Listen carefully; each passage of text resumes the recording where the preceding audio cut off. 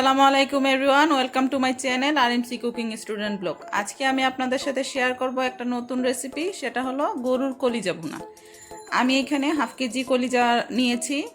কলিজাটা আমি ভালো করে ধুয়ে হালকা সিদ্ধ করে নিব।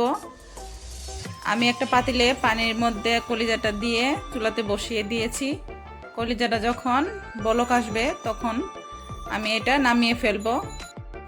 সব সময় কলিজাটা প্রথমে এরকমভাবে হালকা ভাপ দিয়ে নেবেন, তাহলে কিন্তু কলিজার ভিতরে যে রক্ত জমাট বাঁধা থাকে সেটা বের হয়ে যাবে।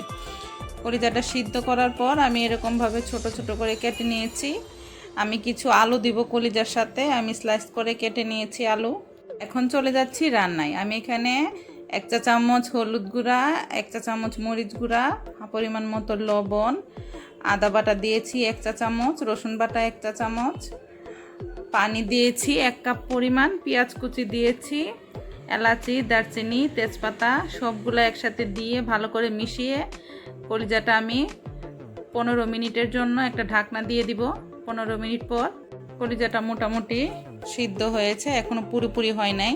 আমি যেহেতু কলিজাটা ভুনা করব, তাই পানি যতক্ষণ আছে ততক্ষণ পর্যন্ত আমি কলিজাটা জাল দিতে থাকবো।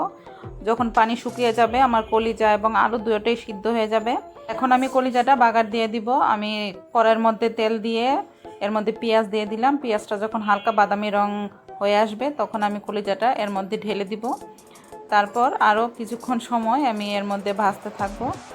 হয়ে গেল আমার কলিজা ভুনা। খুব সহজেই আপনারা বাসায় রান্না করতে পারেন।